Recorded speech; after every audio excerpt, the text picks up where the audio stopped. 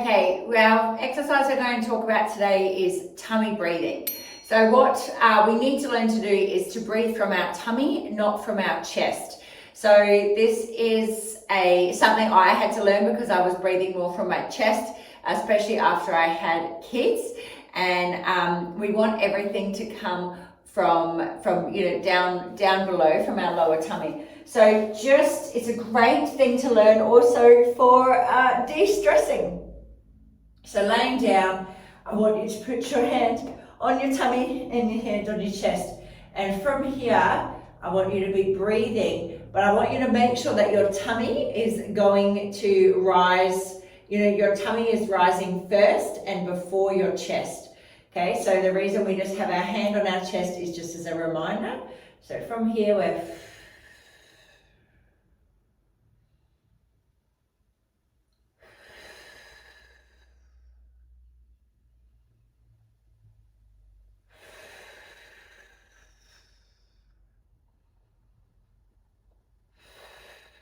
so we want it to be all coming from your lower tummy here, okay? So when I first started, I couldn't engage my lower, my lower tummy. I was just more breathing. I was more breathing from my chest. So, and we need to try for it to happen more naturally, not to be forcing it, like, so. So everything is focusing on coming from these lower abdominals here first. Okay, we are now doing our pelvic floor switch on. Okay, so I want you to be laying down and I want you to but you can actually alternate this during the days as to laying down, sitting up, whatever works for you. But because we're not always going to be laying down, we want our pelvic floor to switch on. Okay, so what I want you to think about is we're going to imagine that we're holding a jelly bean between our crutch, all right, between our legs here. So we're holding a jelly bean and we're going to pull that up. Okay, so we're going to pull up that jelly bean, draw your belly button to your spine, and we're going to hold it up here. Now we're going to hold it up here and we're going to breathe outwards. So pull that up.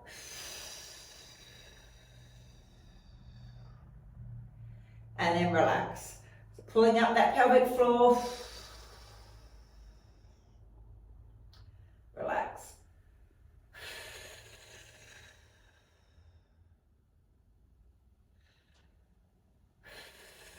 Now what I want you to think about, like I said, we're doing it, you could do it seated, We want to also obviously do it from all directions because you're not always going to be sitting down. The thing to think about is that we're going to imagine we've got these different levels and we're going to hold, you might only be able to hold on to level 1.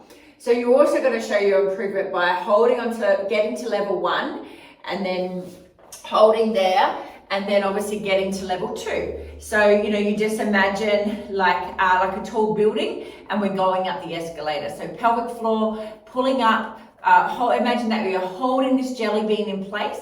We're pulling up, so level 1 might, for instance, be here, wherever you can get to, and we're going to hold it here whilst breathing out, okay? And then, in time, you might only be able to hold it at level 1 for a second, and then you might let go, and then in time, we're going to imagine that we're holding it up higher and higher, and you're able to hold it on for longer. We also have to make sure that we're always breathing outwards, because at times, that your pelvic floor is going to need work, or the time that you're going to generally wet yourself or anything is going to be on an outward breath. Okay, so give that a go and let me know how you go.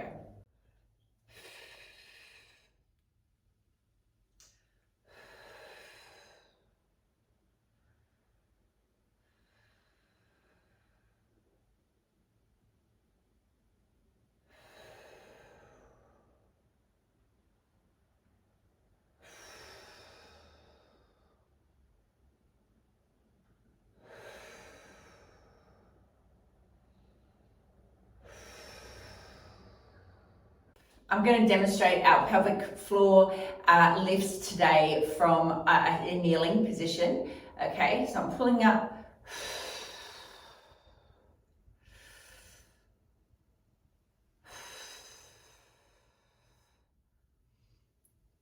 lifting up.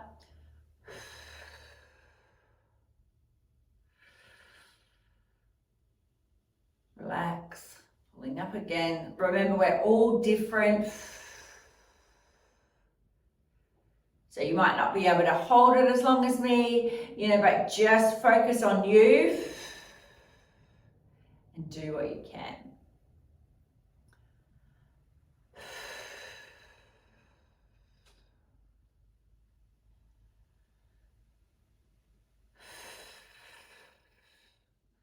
So again, we're always trying to keep that pelvic floor on an outward breath.